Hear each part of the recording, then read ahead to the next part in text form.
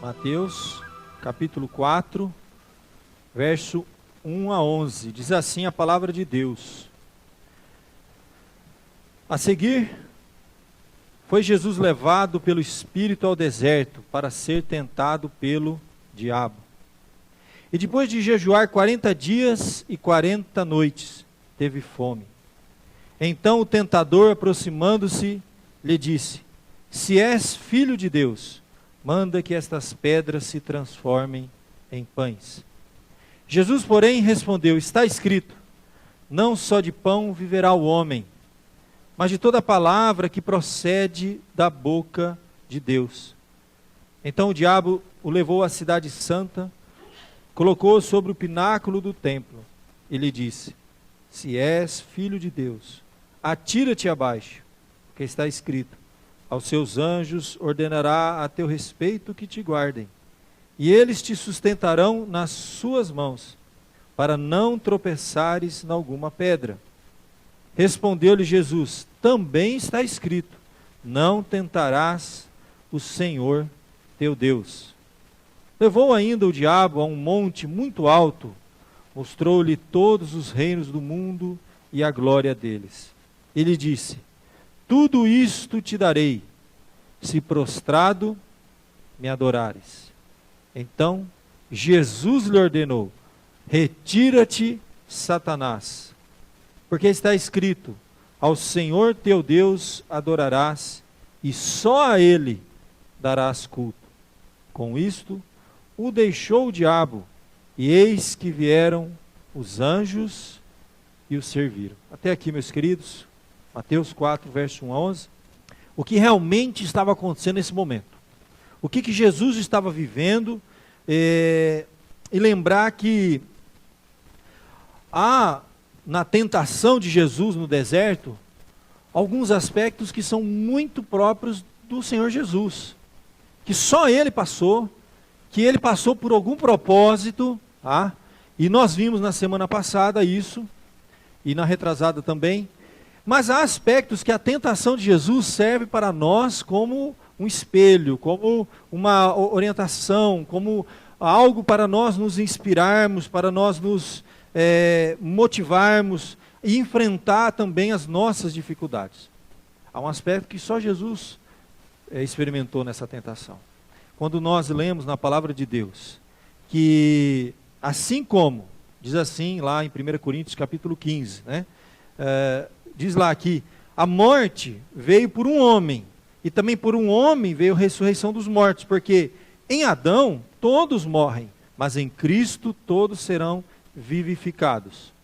Depois, um pouquinho adiante, Paulo ainda diz assim, que o primeiro homem, Adão, foi feito alma vivente, mas o último Adão, Jesus Cristo, ele é um espírito vivificante. Então, na verdade, nós temos claramente na Bíblia isso, que houve, né, na humanidade toda estava representada num primeiro Adão, foi o primeiro ser humano aqui na terra, que andou entre nós, que aqui nesse mundo, que foi o primeiro que ser criado por Deus, e ele representava toda uma raça, um povo, a humanidade. E quando ele caiu, ele levou consigo toda essa raça. Então em Adão todos morrem. Então Adão foi provado, foi tentado, também numa circunstância muito semelhante à de Jesus, e ele não passou no teste, ele caiu, ele levou consigo toda a humanidade. Em Adão todos morrem. Mas Jesus, ele vem não só para dar um exemplo, óbvio. Jesus vem com muito maior propósito. Ele veio para morrer pelos nossos pecados. Ele veio para ser provado como foi o primeiro Adão. Agora esse último, ele está nos representando. É o conceito de justificação representativa. É o conceito que até no meio jurídico hoje se usa. Pessoas representam outras. Há punições que passam de uma pessoa para outra. Por exemplo, você sabe aquela história de, vamos dizer, quando não paga a pensão alimentícia. Você sabia que há casos que os pais podem ser presos? Isso é uma transferência, representação. Há situações em que alguém representa o outro. Então, o primeiro Adão estava representando a humanidade. Quando ele caiu, todos caíram junto. O segundo ou último Adão, que é Cristo, estava nos representando. Naquele momento, o que estava em jogo era a nossa redenção. Se Jesus caísse, que a gente sabe que de certo modo seria impossível, mas ele foi tentado com esse propósito, todos nós perderíamos a única oportunidade que teríamos de encontrar a salvação. A nossa redenção estava em jogo. Então, nesse sentido, só Cristo, porque ele está como um representante, como o segundo Adão, né? A Bíblia é clara quando fala sobre isso, é um estudo que a gente poderia fazer em uma outra oportunidade, mas é importante a gente entender o que está acontecendo. Adão, ele estava num jardim, lá o primeiro, num jardim que tinha muitas árvores. A Bíblia diz assim, olha, de toda a árvore do jardim comerás livremente, lá em Gênesis capítulo 2, mas da árvore do conhecimento do bem e do mal não comerás, porque no dia em que comer, certamente morrerás. Morte é separação, morte é desligamento. Naquele momento, o nosso representante se desligou de Deus, rompeu o relacionamento com Deus, junto com ele, toda a sua descendência, os seus filhos, seus netos, seus bisnetos, e assim foi passando sucessivamente até chegar nos nossos dias. Nós já nascemos desconectados de Deus. Por isso que o salmista Davi diz, em pecado me concebeu minha mãe. Por isso que a Bíblia diz que todos os seres humanos, todos pecaram e carecem da glória de Deus. Então em Adão todos morreram. A humanidade está separada de Deus. Mas em Cristo todos serão vivificados. Adão foi tentado no jardim, ele tinha muitas outras opções. Ele precisava confiar em Deus, depender de Deus e não agir por conta própria. Não ter o que nós chamamos de autonomia espiritual. Viver separado de Deus. É como se disséssemos assim, Senhor, até que o Senhor nos ajudou, mas daqui para frente deixa com a gente. Essa é a ideia do ser humano hoje, que ele continua fazendo isso, é uma autonomia. Quer levar a vida à parte de Deus, desconectado da fonte da vida. Só que sem Deus não há vida. Sem Deus, gente, é impossível. Então a humanidade permaneceu morta, espiritualmente falando.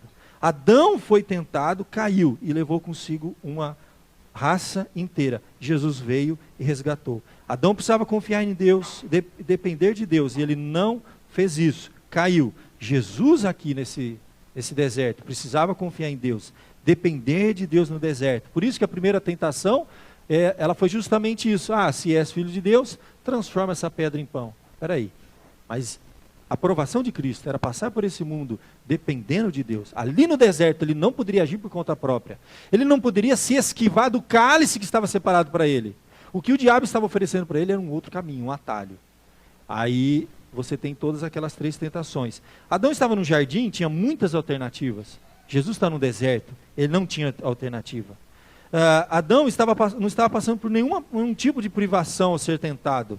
Mas a Bíblia diz que Jesus, depois de jejuar 40 dias e 40 noites, teve fome. É por isso que, nesse sentido, a gente pode dizer, há um tipo de provação e experiência que Jesus estava passando ali, que é muito mais profundo do que parece. Mas a Bíblia também diz, lá em Hebreus, que ele, Jesus, foi tentado em todas as coisas, a nossa semelhança, mas sem pecado. E nós devemos olhar para ele, olhando para o autor e consumador da nossa fé. Para o quê? Para não fatigar em nós, para não desmaiar, para não desistir das nossas provações, das nossas lutas. Então, nesse aspecto, meu querido, agora nós olhamos para Cristo e vamos tirar lições dessa provação, dessa tentação de Jesus. Se ele passou e venceu, é por isso que a Bíblia diz, em Cristo nós somos mais do que vencedores. Nós podemos vencer também, com a graça, com a ajuda de Cristo. A primeira tentação, ela é muito clara. Transforme a pedra em pães, não dependa de Deus. Aí Jesus responde, nem só de pão virá o homem, mas tudo que procede da boca de Deus. Ele estava ali voltando, vou continuar dependendo de Deus, não vou agir por conta própria. E ali ele venceu. A segunda tentação, aí o diabo então pega, coloca ele, já que você confia tanto em Deus, então peraí, colocou ele no pináculo e falou assim, salta daqui. E se você é filho de Deus, ele vai agir, vai intervir e não vai deixar que nada aconteça. E cita um salmo, fora do contexto, pensando lá no Salmo 91, dizendo assim que aos teus anjos dará ordem a teu respeito para que te guardem. Mas ele não cita o final do Salmo. Te guarde do quê? Em todos os teus caminhos. O compromisso de Deus, tá? Deus não tem compromisso com a nossa infidelidade. Eu vou fazer o que eu quiser e Deus vai me proteger. Não, não vai. Não é assim que funciona. Jesus diz assim, não tentarás o Senhor teu Deus. E agora, então, finalmente, essa terceira tentação é que a gente precisa trabalhar hoje. Precisamos lembrar aqui o que está acontecendo nesse momento. Depois do diabo tentar fazer com que ele não confiasse em Deus. Aí ele permaneceu firme. Depois o diabo vai usar um segundo recurso, vai fazer com que ele agora então abuse dessa confiança, usando o texto fora do contexto, distorcendo todas as coisas. Não, Deus vai fazer, vai resolver, vai dar tudo certo, faz do jeito que você quiser. E Jesus falou, não vou tentar Deus, não é assim que funciona. Finalmente agora o diabo então, ele já, digamos popularmente, chutou o balde. Fala, então vamos fazer um negócio seguinte, ó. Tá vendo esse reino aqui, ó? Tudo te darei, se prostrado me adorares. É o nível mais difícil, mais intenso, quando as ofertas vêm de uma tal maneira, meu querido, que elas não vêm já disfarçado, não vem descarado, não é texto distorcido, não, já está o negócio já está descancarado. É quando alguém vem e oferece para você descaradamente, para te derrubar mesmo. E o diabo chega, então chuta o balde, tira a máscara, né? Caiu a máscara do diabo nessa hora. Aí ele chega e fala assim, olha, tá vendo esse reino inteiro aqui? Se prostrado me adorares, eu te darei. O que está acontecendo realmente aqui? Vamos entender o significado disso aqui, meu querido. Olha que coisa interessante. Na verdade, o diabo, ele só tem um propósito. Ele quer que nós venhamos ele quer nos colocar contra a vontade de Deus. Ele faz de tudo para atrapalhar os planos e os propósitos de Deus. Ele é um adversário. Ele faz de tudo, ele coloca obstáculos, ele coloca dificuldade, e ele é insistente, persistente. Veja que o texto coloca que ele tentou uma vez, não conseguiu, ele não desiste fácil não. Aí ele vai lá, tenta a segunda, depois ele vai para a terceira. E mesmo quando, depois da terceira, você lê no final do texto, a Bíblia vai dizer assim, e ele se afastou de Jesus até o momento oportuno. Então nós temos que lembrar que a nossa luta aqui, apesar de haver aspectos humanos, apesar de haver coisas que nós precisamos administrar, depende do nosso trabalho também, da nossa dedicação. Existem pessoas que dificultam, circunstâncias, mas a grande luta, por trás de tudo isso, existe uma outra luta. A gente não pode esquecer, que é uma luta espiritual. A Bíblia diz claramente que a nossa luta não é contra o sangue nem contra a carne, não é contra pessoas. Mas a Bíblia diz que a nossa luta é contra as forças espirituais do mal.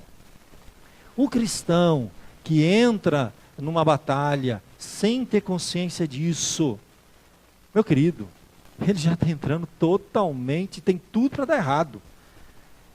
Como eu disse domingo passado, nós não estamos num parque de diversões. Viver nesse mundo, meu querido, é campo de batalha. Por isso que a Bíblia, vigiai e orai, para que não entreis em tentação. Existe sim um inimigo articulado, trabalhando, provando, tentando o tempo todo. E o que é entrar em tentação? Eu falei domingo passado, quem se lembra? Que figura para mim mais assim própria para descrever uma tentação? A tentação é uma porta aberta diante de nós. E você escolhe se você vai entrar ou não. Deixa eu falar uma coisa para você. A Bíblia em nenhum momento fala para a gente, Senhor, não permita que nenhuma porta aberta apareça na nossa vida. Não, a porta vai estar lá, filho. Vai estar todo dia lá. Você vai acordar, você vai ver aquela porta aberta. E todo dia você vai ter que tomar uma decisão. Eu entro ou eu não entro. A questão é, vigie e ore. Há um aspecto que nós temos que estar atentos. Nós temos que usar todos os recursos que Deus nos deu. É a nossa razão. Eu não vou por esse caminho, porque ali é a tentação. Eu não vou fazer tal coisa, porque vou estar dando espaço para o inimigo. Que ele é oportunista, ele aproveita as oportunidades. Aí é a sua parte, meu querido. Vigia e ora. É a parte espiritual. Porque por mais que você vigie, por mais que você lute, mas agora eu vou conseguir, vou vencer. Meu querido, a nossa luta não é carnal, é espiritual. Então as armas também são espirituais. Por isso que a Bíblia diz, tomando toda a armadura de Deus. Aí aquela figura linda que Paulo vai descrever em Efésios, toda a armadura, o capacete, a espada, o escudo, ou seja, são figuras de linguagem daquela época, de um soldado romano, de um soldado daquela época, que ele usava todos os recursos espirituais. Porque a nossa luta não é carnal, não é na força nem na violência, diz a Bíblia, mas pelo meu espírito, diz o Senhor. Então é esse campo espiritual. A gente precisa discernir, compreender, existe o inimigo, ele está aí, ele está trabalhando, ele está atuando, a Bíblia descreve, fala sobre esse inimigo, devemos estar atento, vigiando, orando, ele anda como um leão, bramando como um leão, diz a Bíblia, ao nosso derredor. procurando o momento oportuno. Ele é oportunista. Ele não gasta cartucho à toa. Ele sabe as nossas fraquezas, as nossas necessidades. Ele sabe aquele ponto nosso. Então ele vai criar circunstâncias, situações que aí, vigia. Você começa a perceber, meu querido, que a coisa está esquentando. Você começa a perceber que aquela porta que está se abrindo parece que está maior. Parece que está mais fácil entrar por ela. Você entendeu? E o que está acontecendo? Fique atento, meu querido. Eu gosto daquela ilustração que uma tentação, quando você está entrando em tentação, você tem que perceber quando você está entrando em tentação. É aquela sensação que a gente tem. Você, quando era criança, nunca nadou num tanque? É uma delícia nadar no tanque, né? Quando era criança, eu nadava num tanque. Era a coisa mais gostosa do mundo. Para mim, era um açude aquele negócio, era um lago. Então, você entra no tanque, aí tem aquele negocinho que tampa o ralinho, sabe? Aí, quando você tira aquele ralinho, às vezes soltava com o pé sem querer, você percebia. Porque a água começava a descer o nível. Começava a descer o nível. Enquanto a água está descendo o nível, dá para você sair, meu querido. Mas depois que vira aquele espiral, aí é mais complicado. Eu penso que a tentação na nossa vida é mais ou menos isso. Quando a rolinha sai, meu querido, e começa a descer, você está entrando. No início, dá para sair ainda. Você percebeu a circunstância que se criou na sua vida? Alguma coisa que o inimigo colocou, testando você, algo que está sendo oferecido, algo que está acontecendo na sua vida, alguma circunstância, percebeu, a rolha saiu. Estou entrando em tentação. Sai, rápido. A Bíblia diz que nessas horas nós devemos fugir. Fugir mesmo, não é para ter medo não. É a orientação da palavra de Deus. É a orientação que quem fez isso venceu. Você conhece a história de José do Egito? Alguém viu quando José do Egito foi tentado por aquela mulher? Um menino de 17 anos de idade, que foi traído por toda a família, e foi vendido como escravo, todos os irmãos, estava em outro país, numa circunstância que, tudo dando errado na vida dele, tinha tudo para ele, estou cansado dessa história. E aí, ele, uma circunstância louca, que a esposa do patrão dele, ficou nua na frente dele. E aí o que ele fez? Aí ele falou, vou orar agora, porque o Senhor vai dar força. Eu vou resistir, porque o Senhor está comigo. Não, meu querido, o que ele fez? Alguém conhece a história de José do Egito? Como é que ele fez para vencer a esposa lá do Potifar? O que ele fez? Fugiu, meu irmão. Fugiu. Porque tem coisa que a gente não brinca com fogo, porque vai, não tem. Então a circunstância da vida que Paulo fala, fugir das paixões da mocidade. Moçada, jovem, deixa eu contar com você. Você quer ser vitorioso? Não resista aos pecados, fuja deles. Foge da aparência, diz a Bíblia. Até a aparência, aquele ambiente, aquela aparência, aquela circunstância, aquele papo, aquilo não está me fazendo bem. Pula fora. Dá licença, preciso ir embora, cai. Zarpa. Sei lá, pensa aí o que você tem que ser. Cai fora, foge. Agora, quando é um inimigo que quer dificultar, que quer trazer dificuldades para a sua vida, eu vou fugir dos problemas, não. Aí, meu querido, a Bíblia diz, resistir ao diabo. E ele fugirá de vós. Então, quando a gente está entrando em tentação, duas coisas têm que acontecer. Ou eu vou resistir, ou eu vou fugir. Você precisa de discernimento. Você precisa vigiar e orar para saber o que eu estou vivendo agora. Que tipo de provação que está diante de mim. Essa porta aberta, essa tentação que está me levando, uma circunstância que está me puxando, é para resistir ou é para fugir? É você que tem que ter discernimento. Não tem uma regrinha fácil nessa hora. Discernimento espiritual a gente precisa. A gente precisa de discernimento nessa hora para entender. Muitas vezes o inimigo está colocando obstáculo no seu caminho para você desistir. Mas é para resistir. É para lutar, não desistir, não fugir da situação, não fugir do problema, enfrentar circunstâncias que a gente tem que enfrentar. Outras não, meu querido.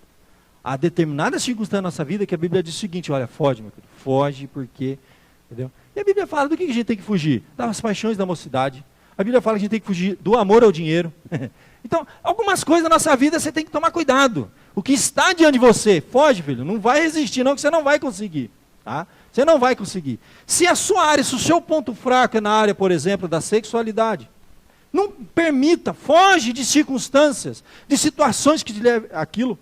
Nós sabemos, vício pode ser situação que eu conheço pessoas que são explosivas, que não conseguem, que explodem, que fazem besteira, que falam, então foge de circunstâncias assim, evita problema. Então a gente tem que trabalhar com antecedência. O segredo da tentação, você tem que olhar lá na frente.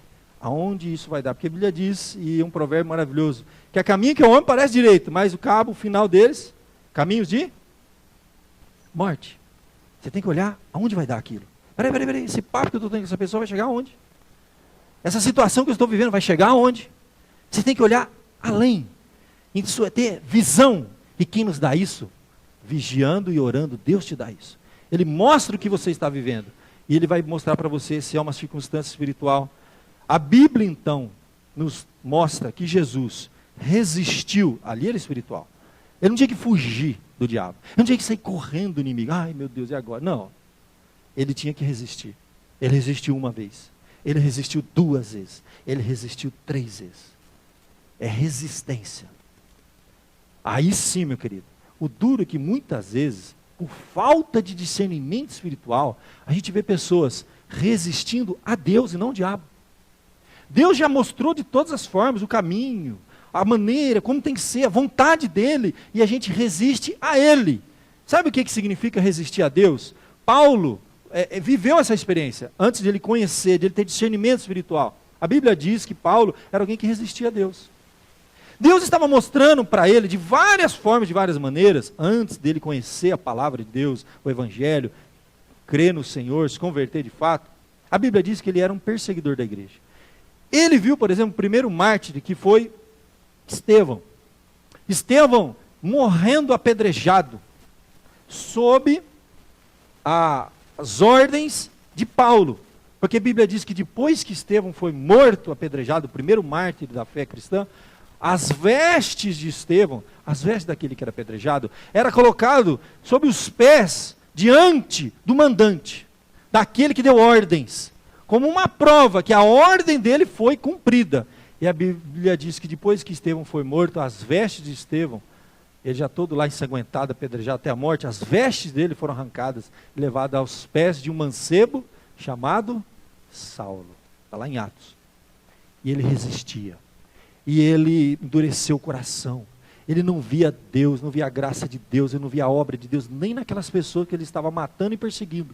E a Bíblia diz que ele pegou cartas para ir a Damasco, porque ele ia matar mais cristão, e ele prendia, e ele matava, ele prendia, ele matava, no caminho. A Bíblia diz então que uma luz vai aparecer, aquele homem vai cair, e quando ele cai em si, ele acorda. E aí Deus vai dizer para ele: Saulo, Saulo, por que me persegues? Dura coisa é para ti resistir aos meus aguilhões. Literalmente falando, dá murro em ponta de faca. Saulo, resistir a Deus é dar murro em ponta de faca. Quem se machuca somos nós. Deus não acontece nada com ele. A ideia é essa. Não muda nada para Deus. Quem se arrebenta somos nós. Quando não temos discernimento espiritual das circunstâncias que estamos vivendo, das tentações que estamos passando, das provações da vontade de Deus, porque vontade do diabo é fazer com que nós resistamos a Deus. E às vezes você já está caindo em tentação. Você já não está mais ouvindo a voz de Deus. Você está ouvindo uma outra voz. Uma influência ruim que entrou na sua mente, no seu coração, pode ter sido através de alguém. Pode ter sido através de uma pessoa. Pode ter sido através de algo que você ouviu, de um princípio, de um valor, de uma ideia, que está lá brotando, criando raízes. Pode ser uma amargura. A Bíblia diz que uma raiz de amargura contamina muitos, e nos impede de ouvir a voz de Deus, e nos separa da graça de Deus. É possível que em algum momento da nossa vida, nós não estejamos nem fugindo das paixões, nem resistindo ao diabo, mas resistindo à vontade de Deus. Quando Paulo viveu isso, e ele cai e fica cego e não pode mais ver, Deus vai dizer para ele: você está dando murro em ponta de faca. Aí ele entende o negócio. Peraí, então, Senhor, o que queres que eu faça então? Aí Deus vai trabalhar na vida dele. O fato é que é possível, diante dessas circunstâncias, se nós não tivermos discernimento, a gente ouvir a voz do inimigo, que vem de várias formas, tá? São várias formas. Muitos ismos, muitas ideias que são embutidas para a gente, muita coisa. Tudo conspira, deixa eu falar uma coisa para você, o mundo conspira para que você não ouça a voz de Deus, e ouça outras vozes, para que você não resista ao diabo e fuja das suas paixões, mas para que você resista a Deus, e dê vazão às suas paixões, e faça a vontade do diabo. Isso é a realidade, isso é deserto. Nós estamos nesse deserto. Nós temos que reconhecer que não é parque de diversão, é campo de batalha. Não baixa as guardas. Vigia e ore para que não entreis em tentação. O que o diabo queria de Jesus naquele momento, quando ele chama Jesus e apresenta para ele todos os reinos e diz assim, descaradamente, como último recurso, porque ele é persistente, viu gente? Ele é persistente. Ele diz assim, olha, tudo isso te darei, se prostrados me adorares. Primeira coisa, os reinos, todos eles, não pertencem ao diabo, pertencem a Deus. Salmo 24:1. Ao Senhor pertence a terra e tudo que nela se contém, o mundo e os que nele habitam. Ao Senhor pertence. Então o diabo, como sempre, o que ele queria? O diabo tem meramente uma influência sobre as pessoas nesse mundo. Isso sim, reconheço. A Bíblia diz lá em 2 Coríntios 4, que o Deus deste século, está escrito no D minúsculo, Deus minúsculo, que é o diabo, cegou o entendimento dos incrédulos, para que lhes não resplandeça a luz do Evangelho da glória de Cristo, o qual é a imagem de Deus. Então as pessoas estão sob a influência. Esse mundo, de fato, nesse sentido, eu posso dizer, 1 João 5,19, que o mundo inteiro jaz no maligno. Jaz, de onde vem essa palavra? Jazigo. O que é jazigo? Sabe o que é jazigo? O mundo está morto, debaixo do maligno. É a palavra poneros. É aquela palavrinha que a gente faz na oração do Pai Nosso, livra-nos do mal. O mal ali não são catástrofes, circunstâncias difíceis nessa vida, porque no mundo tereis aflições, diz a Bíblia. O mal é a palavra grega poneros, é um mal personificado, é uma pessoa, inimiga das nossas almas, que conseguiu prender toda uma humanidade representada no primeiro Adão, e tentou no segundo, não conseguiu. Então o que ele vai fazer? Ele vai até o último filho de Deus aqui na terra, ele vai infernizar. O lugar dele já está preparado. A Bíblia diz que que o inferno foi feito para o diabo e seus anjos. Que ele foi, mas ainda não foi lançado no inferno. Ele já venceu essa batalha, ele já está amarrado, já está preso, mas ele está ainda agindo, aguardando o juízo final, e os últimos coices ele está dando aí para ver. Quem passar perto, quem der moleza, ele derruba. O diabo, vosso adversário, está bramando ao derredor como um leão, procurando alguém para devorar. Está na Bíblia. Então o mundo jaz no maligno, está sob a influência de Satanás. O título, a palavra está com maiúsculo. 1 João 5,19, maligno, M maiúsculo, poneros. E também a Bíblia diz que nós, que hoje estamos conhecendo a palavra de Deus, nós somos libertos dessa influência. A Bíblia diz assim, lá em Efésios, capítulo 2, que Deus nos deu vida. Nós estávamos mortos em nossos delitos e pecados. Nós antes andávamos, ele fala, segundo o curso desse mundo, segundo o príncipe da potestade do ar, do espírito que agora atua nos filhos da desobediência. Então nós andávamos segundo o curso do mundo. Nós fazíamos exatamente o que o diabo queria. Resistíamos a Deus, dávamos vazão às nossas paixões, e não fugia das nossas paixões e nem resistia ao diabo. Fazia a vontade do diabo. Nós éramos, como diz o texto sagrado, vivíamos segundo o curso desse mundo, segundo o príncipe que hoje atua nos filhos da desobediência. Nós andávamos segundo as inclinações da nossa carne, fazendo a vontade da carne e dos pensamentos, e éramos, por natureza, filhos da ira, como os demais. Então, toda a humanidade, todo mundo é filho de Deus? É. Desde que nasce, filho da ira, separado de Deus, mortos espiritualmente, desconectados da fonte da vida, fazendo a vontade da carne e dos pensamentos, sem compreender qual é a vontade de Deus. Mas aí ele nos dá vida, estando nós mortos, nossos delitos e pecados. E aí a gente passa então agora a continuar nesse mesmo mundo, que tem um curso, que tem um Deus minúsculo que influencia as pessoas, tentações e provações continuarão sobre nós, e o diabo existe. E quando na verdade o diabo oferece aquilo para Jesus, o que ele está oferecendo? Ele tentou a primeira, segunda, terceira e última tentativa. É o seguinte, Jesus, para quê? Esse negócio de cruz, de sacrifício, é o seguinte, me adora. E eu lhe darei a influência desse mundo de novo. Então, Jesus tinha duas opções. Ele tinha o caminho da cruz, que era trazer sobre si a ira de Deus e resgatar as pessoas que estavam presas.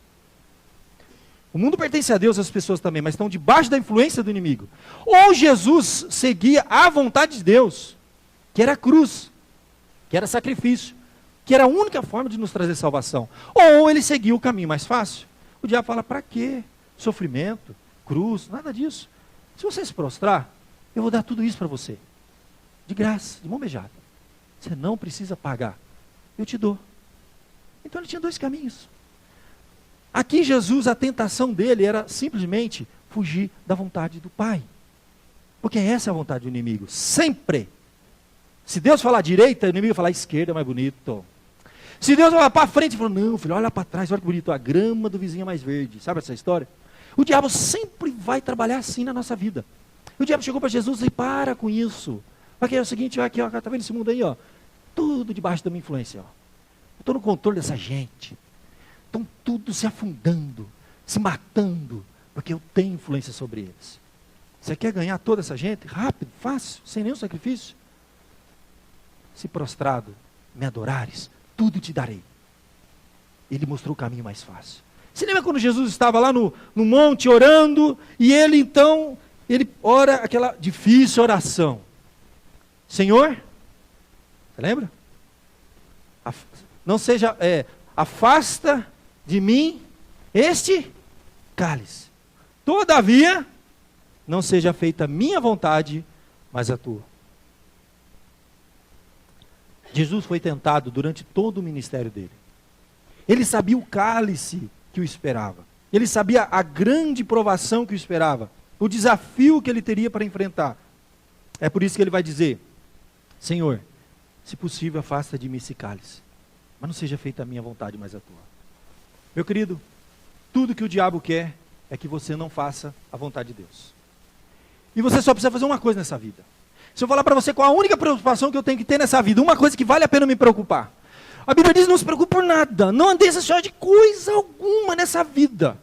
Uma coisa você vai ter que se preocupar, em fazer a vontade de Deus. Porque o lugar mais seguro do mundo é no centro da vontade de Deus. Ah, mas lá tem um furacão, estou no olho do furacão, é o lugar mais seguro do mundo. Se Deus quer que você esteja lá, esteja lá. Se Deus quer que você faça isso, faça. Mas vou pagar um preço muito alto, custa caro, meu irmão, não custa. Custa caro é resistir a Deus, porque é dar murro em ponta de faca. Mas eu vou pagar vai ter problema. Não, problema é outra coisa. Fazer a vontade de Deus não é problema. O que você tem que se preocupar na sua vida é só isso. E a única coisa que o diabo quer é que você deixe de se preocupar. É isso. Não se preocupe com a vontade de Deus. Vem cá que eu vou te mostrar um caminho melhor. E essa foi a tentação de Jesus, fechando aquelas 3 tentações. Quando ele oferece um caminho mais fácil. Meu querido, é óbvio que nós sabemos o que Jesus iria fazer. Se possível, passe de mim esse cálice, todavia não seja como eu quero, assim como tu queres, não seja feita a minha vontade, mas a sua. A Bíblia vai dizer do sacrifício de Cristo em inúmeras passagens. A Bíblia vai dizer que ele se entregou a si mesmo pelos nossos pecados, para nos desarraigar desse mundo perverso, segundo a vontade de Deus nosso Pai. Está lá em Gálatas capítulo 1, verso 4. A Bíblia diz que ele, sendo Deus, não julgou por usurpação ser igual a Deus, mas se esvaziou de si mesmo, assumindo a forma de servo, se tornou semelhante a homem, e em figura humana, ser humano, humilhado como nós, assim, ser humano, como igual eu e você, mesma carne humana. A Bíblia diz que ele se humilhou mais ainda, se tornando obediente até a morte e morte de cruz. Então esse era o cálice dele. E o diabo ofereceu um caminho mais fácil. E olha, bastava adorar ao diabo. Agora, adorar é um negócio complicado. Porque na verdade, o que significa de fato adorar? Olha, muita gente fala, eu nunca adorei o diabo. Você acha? Existe até ritos, religiões que descaradamente, declaradamente, aqui nós adoramos o diabo. Quer ficar aqui, nós vamos adorar o diabo. Então eles invocam o diabo, entendeu? Nós sabemos que invocar, entendeu? Qualquer pessoa morta, a Bíblia toda mostra isso claramente, que você não é pessoa morta. Há um abismo entre nós e eles. Ninguém ouve as nossas invocações. Quem vem são outros espíritos. Há pessoas que invocam o diabo, há pessoas que adoram o diabo. Meu querido, a palavra adorar aqui é uma palavra grega muito interessante. é a palavra proskíneo. Proskíneo significa, sabe o quê? Eu vou mostrar aqui para você. Significa que você se curvar à vontade daquela pessoa. É você fazer a vontade dele. É isso que significa adorar. Então, adorar a Deus não é vir cantar, gente. Isso não é adoração. Isso aqui é um momento de celebração. É um momento que eu estou declarando, essa semana eu fiz a vontade de Deus. E eu peço a Deus que semana que vem eu continue fazendo a vontade de Deus, porque eu sou filho dele. Isso é adoração. Por isso que Deus não aceita adoração quando eu levanto minhas mãos, venho na igreja, canto bonito. Sabe o que Deus diz para o povo? Lá no livro de Isaías, quando o povo adorava, o culto era bonito demais. O culto era um negócio extraordinário. E aí Deus falou assim, já estou enojado desse culto, não aguento mais. Mas para de me invocar, gente. Deus falou isso lá, está em Isaías, está lá, falei lá. Deus já estava cansado dos sacrifícios, de oferta, de adoração, sabe por quê? Há uma passagem que vai ser citada até no Novo Testamento. Eles me honram com os lábios. Celebração, cantavam bonito, adoravam, o culto era uma maravilha. Mas o coração está longe de mim. Então, se não há uma vida de culto, não há culto na nossa vida. A verdade é essa. Se a minha vida, durante a semana, é longe de Deus, vim aqui levantar a mão, é uma afronta a Deus. Por isso que a gente tem que ter um culto, um momento de confissão. A gente se prepara. Fala, Senhor, se em algum momento durante essa semana, eu não adorei o Senhor, eu não fiz a tua vontade, mas eu ouvi outras vozes, fiz a vontade de outro. E aí que eu digo, o que significa isso? Em algum momento, durante a semana, se eu ouvir a voz de Deus, vai para cá, e uma outra voz sinistra, sombria, diz para mim, não vai não, filho, vem para cá, tem um caminho melhor para você, caminho mais fácil, a vida é fácil, tem uma solução para todos os seus problemas. Se você ouvir essa voz, você está adorando a quem? Diga para mim, adorar é se curvar, é servir, é estar à disposição, ao serviço daquela pessoa, ouvir o comando dela. Então, meu querido, adoração, momento de culto, de reunião, é só um ápice, entende? De transição de uma vida que ocorreu aquela semana e que vai ocorrer semana seguinte. Na verdade, o culto, eu tenho para mim que o culto, meu querido, é um tempo de autoavaliação diante de Deus. Por isso que a gente tem um momento de confissão. Você sabe que no passado Santa Ceia era todos os domingos, não era só uma vez por mês. Examine-se, pois, o homem, e coma e beba. Mas não come dignamente. Aí que está o detalhe. É um momento de autoexame. Culto não é uma coisa bonita para a gente celebrar. Não, culto é um momento de autoexame, que eu vou me apresentar diante de Deus, para oferecer a Ele a minha vida, que passou semana passada. E pedir e oferecer Ele a semana que vem. Falar, Senhor, em algum momento na minha vida, semana passada, eu não adorei a Ti, eu não ouvi a Tua voz, mas ouvi outras vozes. Me perdoa. E me dê forças que durante essa semana eu possa adorar ao Senhor. E não possa ouvir essa oferta de Satanás. Se tu me adorases, essa semana eu vou dar o que você está precisando. É assim. O diabo mostra o caminho mais fácil. Você não vive isso lá na sua escola? Todas as vezes que você vê uma oportunidade de resolver um problema fácil, mas qual que é a resposta dessa pergunta? A coisa simples que todo adolescente vive toda hora. Fácil. Caminho mais fácil. Você adorou a Deus ou ao diabo? Resposta, você deu, não tem nada com isso. Lá no seu trabalho, todos os dias, você ouve duas vozes. Deus fala, isso aqui, ó, meu irmão, o caminho é esse, é difícil, é difícil. Aí, vai por mim, que eu sei o que eu estou falando. E o diabo fala, não, filho, olha aqui, ó. Vamos resolver esse problema aqui, ó. Nós vivemos isso todo dia, toda hora. Cada momento que a gente pega no mouse e entra na bendita da internet. Eu sou um pastor muito informatizado, não sou contra a tecnologia, pelo amor de Deus. Mas todos sabem que aquele maldito, aquele mouse, aquele botãozinho ali, ele tem um problema, um defeito, que ele gosta de ir para tudo que não presta. Parece que, né, se você soltar o mouse, ele vai sozinho. Aí você clica assim. Você está lá no Facebook, aparece uma mulher seminua. E o mouse parece que quer ser... Não. Resistir ao diabo, ele fugirá de vós? Não, fugir da aparência do mal. Ó, gente, eu já bloqueei site, já fechei coisa, não quero mais coisa ruim que aparece diante de você. Você tem que ter discernimento. É para resistir ou é para fugir? Foge da aparência do mal. O maldito do controle, também tem um problema esse controle de TV, sabia? Tem um problema. Principalmente se tiver TV a cabo na sua casa, porque depois de um determinado horário a coisa esquenta, viu? Fica tudo hot, já sabe que essa palavra hot, entendeu? Rapaz, aquele botão, a moçada aí, ó, os homens aí principalmente, a fraqueza de homem, a mulher também tem tido fraqueza. Depois dessas porcarias, desculpa falar, desses livros dos 100 mil tons de cinza, não sei de onde, a mulherada despertou, entendeu? Então isso tudo é comércio, gente, é para fazer a cabeça da moçada, entendeu? Mas aquele controle maldito, parece que ele gosta de parar naqueles canaizinhos, sabe? Parece que ele está indo rápido, pum, aí, não vai, entendeu? Qual é a sua tentação? Qual é a área da sua vida mais difícil? Cada um é um, meu irmão, nós somos todos iguais. Eu gosto daquela ilustração dos 7 pecados capitais, porque ali foi uma forma que os homens fizeram para distribuir as 7 áreas mais difíceis da nossa vida em 7 chamados pecados capitais. Não tem na Bíblia, os 7 pecados capitais são esses, óbvio que não, mas foi inspirado na Bíblia, sim. Tem lá, luxúria, área da sexualidade. Aí você tem lá cobiça, inveja, os pecados. Qual é a sua área? Então, meu querido, o diabo sabe. Se você não sabe, deixa eu contar, o diabo sabe. Tem gente que não sabe qual é a sua área. Qual é o seu ponto fraco?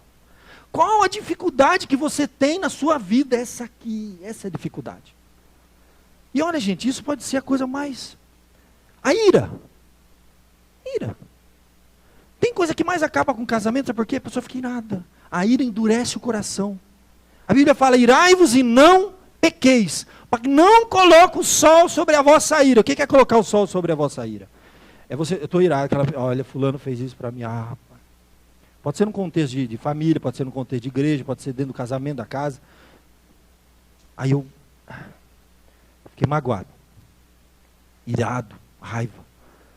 Aí coloquei o sol sobre a vossa ira. O que é isso? Passou um dia. Fui dormir com aquela ira.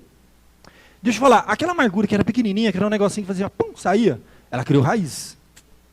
Aí você põe mais um sol, mais um. Aí você vai dando tempo e vazão. Aquilo vai crescendo em você. Aquilo vira um ódio. Tem pessoas que o coração estão cheias de ódio. De membros da sua família. De pessoas do seu trabalho.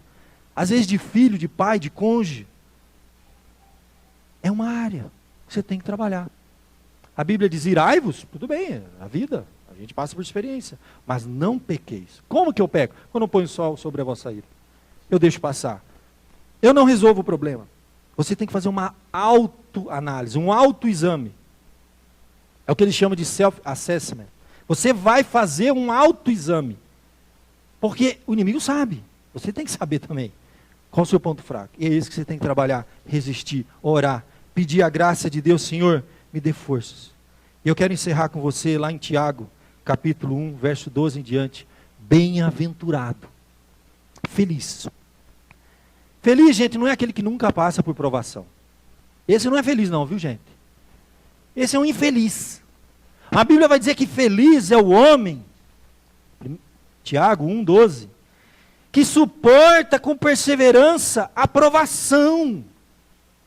Ó, porque depois de ter sido aprovado, receberá a coroa da vida. Tiago 1,12. Mas bem-aventurado é feliz, né? Feliz é aquele que suporta.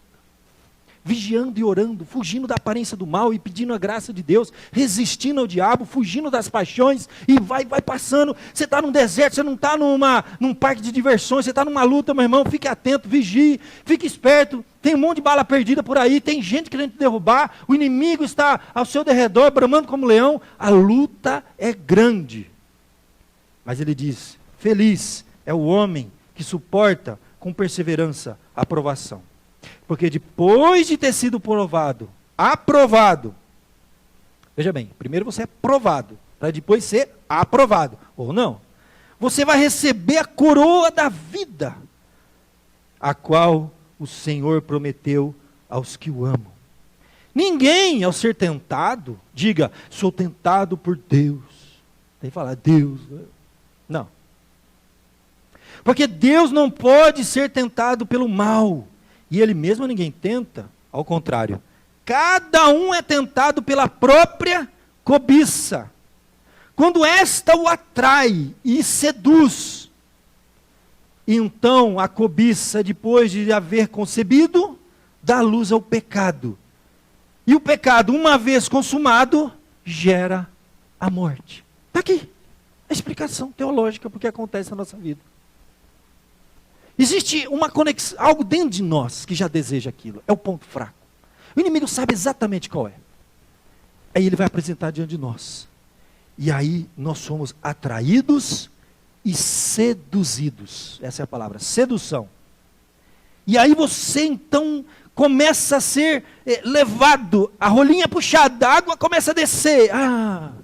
E no início é gostoso, aquela aguinha vai descendo, bacana aqui. Mas de repente o negócio começa a girar. E girar. Aí você entrou em espiral. Aí a Bíblia diz, entrou em tentação já. E depois de haver concebido, dá luz ao pecado, e o pecado gera a morte. Morte é separação, gente. Separação de Deus. Eu quero terminar lembrando para você da ilustração do sapo. Eu falei já no primeiro domingo do sapo. Você lembra da história do sapo? Alguns estavam, outros não.